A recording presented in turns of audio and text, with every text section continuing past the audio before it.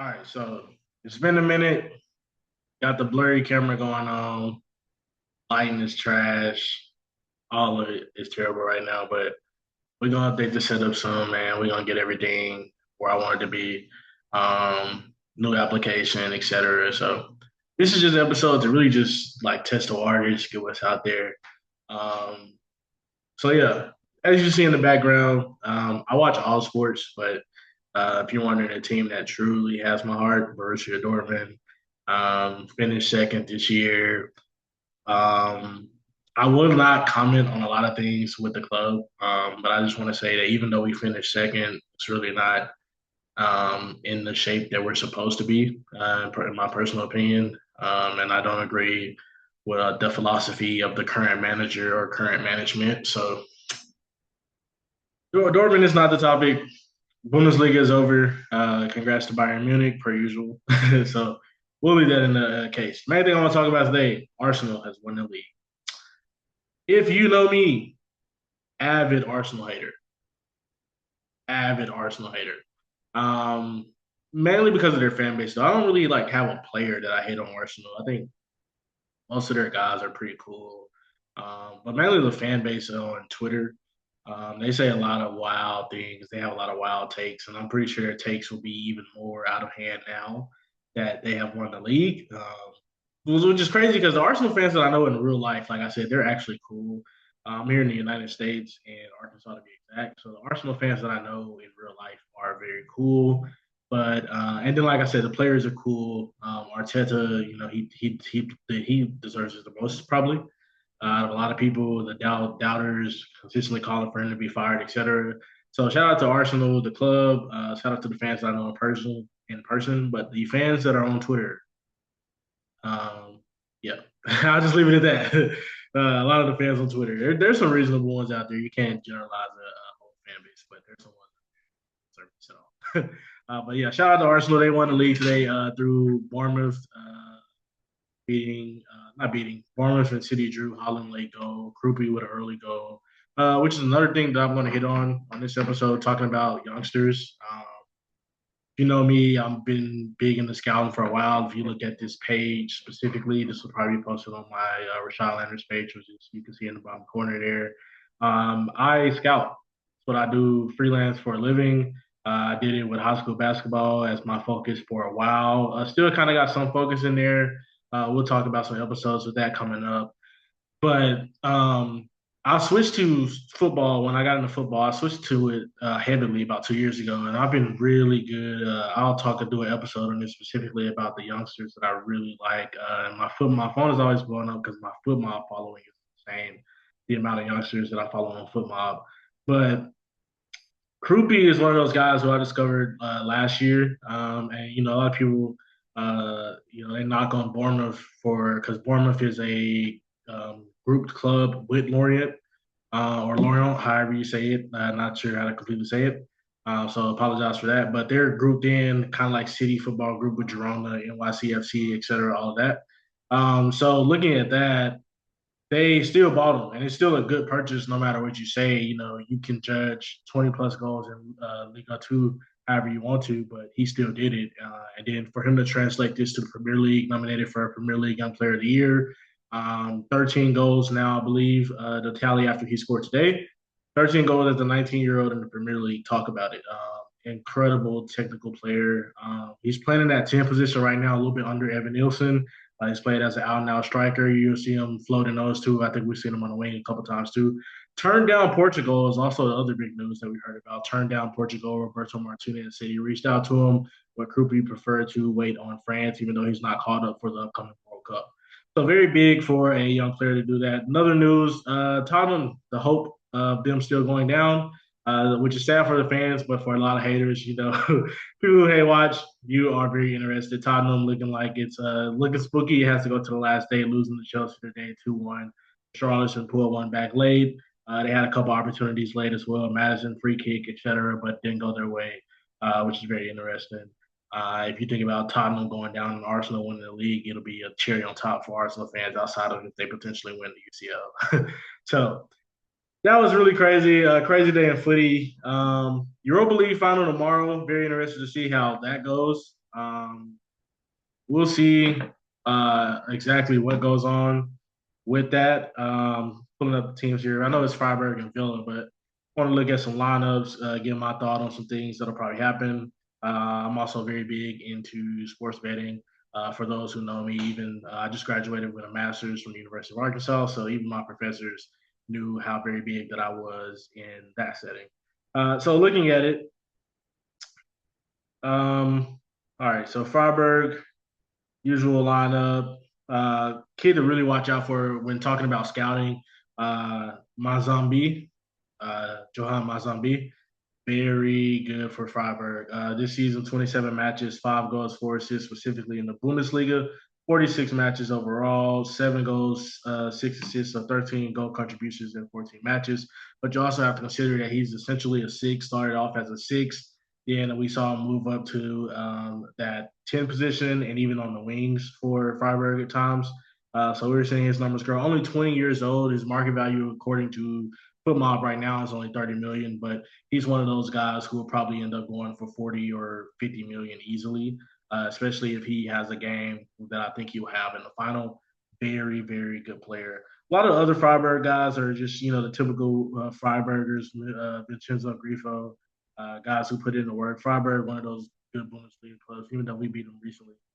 They play good football, man. That's what I love about the Bundesliga. People try to hate on the Bundesliga, saying this and this and that, and you get extra space, etc. I'll view it as this. If you look at every league has their own styles. People talk about the intensity of the Premier League, obviously, also the money that they can spend. Italy, you have defense. A lot of teams running that back three, back five formation. Spain, they play beautiful football. A lot of tiki taka teams, even the teams who sit back, you still see their ability to build up when they're playing against the Madrids, the Barcelonas, etc. Even though Barcelona has the high line, and then also looking at but Bundesliga is like attacking football. I feel like everybody in the Bundesliga can attack. If you watch Heidenheim recently, the game that they have with Bayern, etc., everybody in the Bundesliga from top to bottom can attack. So I feel like that's the Bundesliga power is attacking. So it'll be something to watch out tomorrow with Villa. Obviously, a lot of people probably thinking Villa will win or win easily.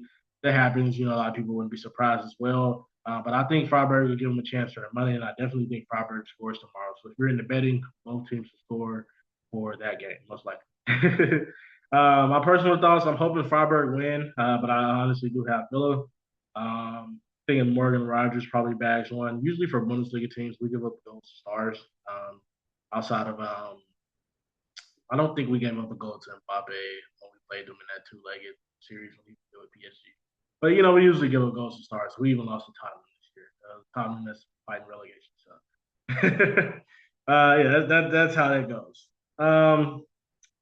Got the Open Cup quarterfinals today. I did not know that. So Open Cup quarterfinals, we got Colorado is on Paramount, Colorado and Atlanta. Oh, Orlando and Atlanta. Not too big on MLS, so really don't know too much. St. Louis and Houston is the other game. Um, yeah, not much I know about that. I do know Marcel Hartel in St. Louis. He's a pretty good player.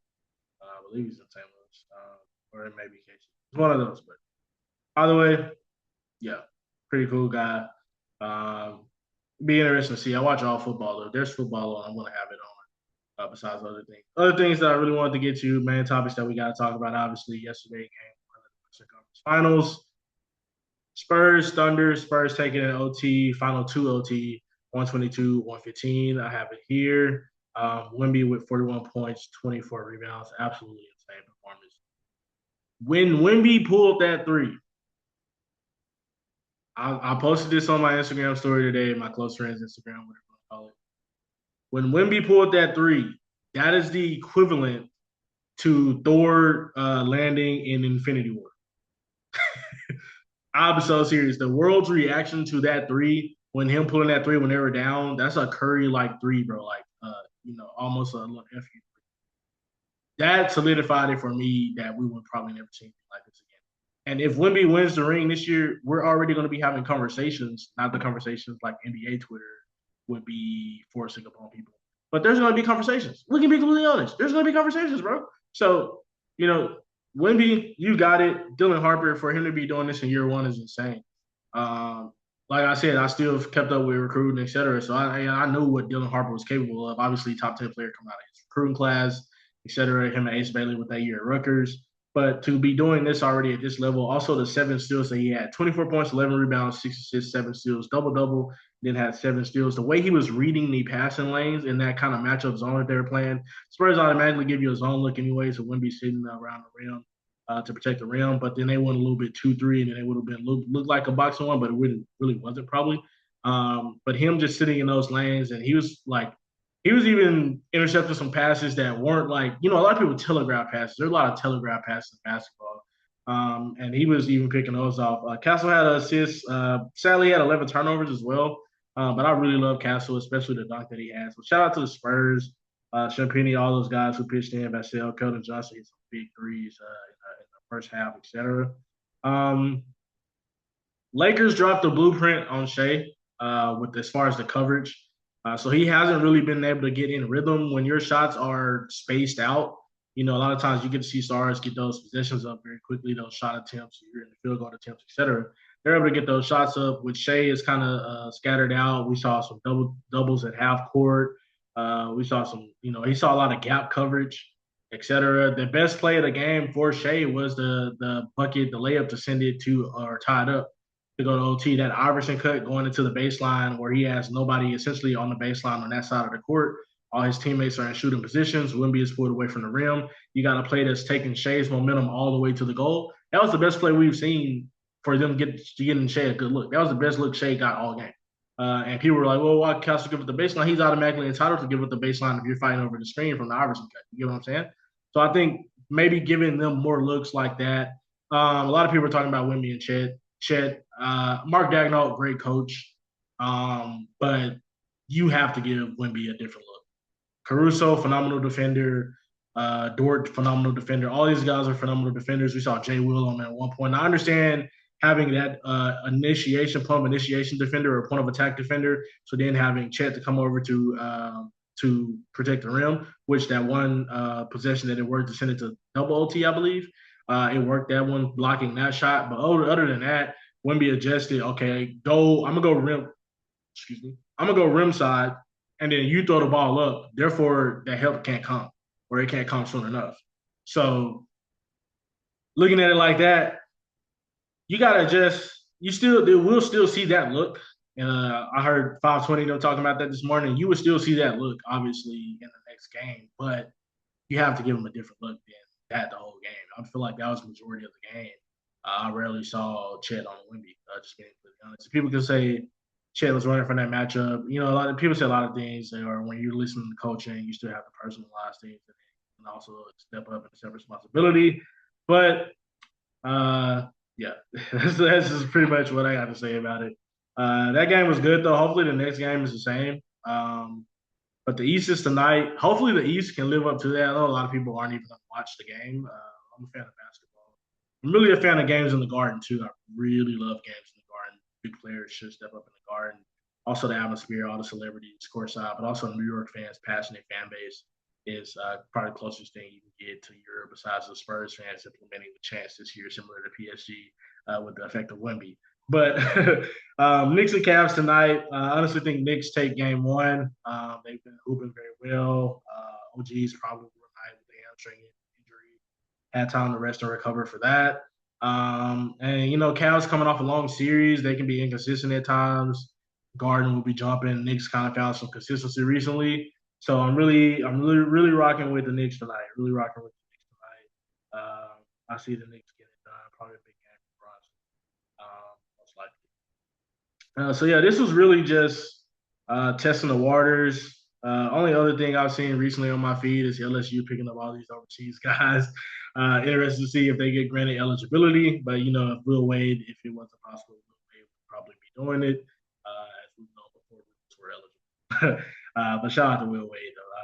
He's a good coach. That McNeese run they had was decent. If they did make it to the second round, I can't remember, but his teams are always fun to watch. And as someone who goes to an SEC school, I've gotten to see crazy players up close and personal, Jabari Smith Jr., Sharif Cooper, etc.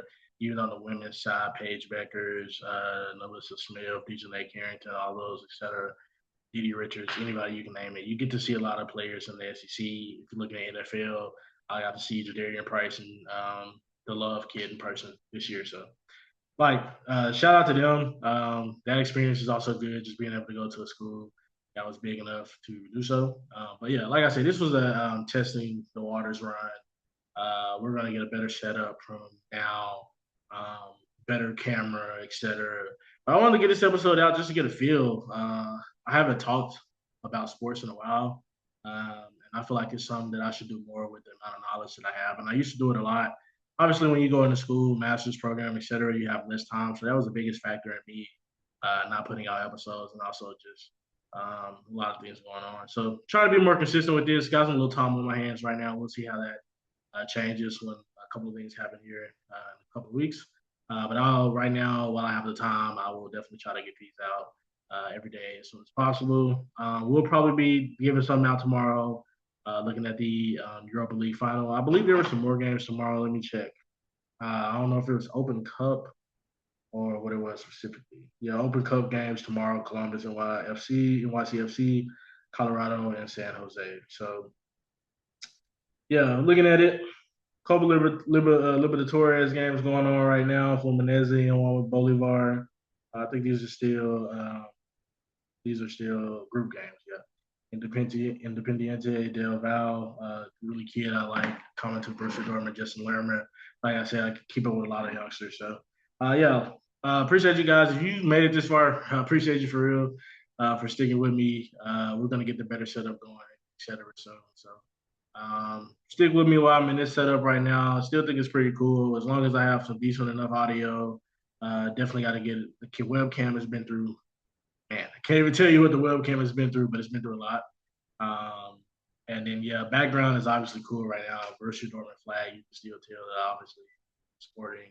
I'd rather have that background than one of the random backgrounds you can put on a setting. So yeah, appreciate you guys for watching this. If you didn't make it this far, and stay tuned for some more content. We're going to get better at this. We're going to get more consistent, and I'm happy to be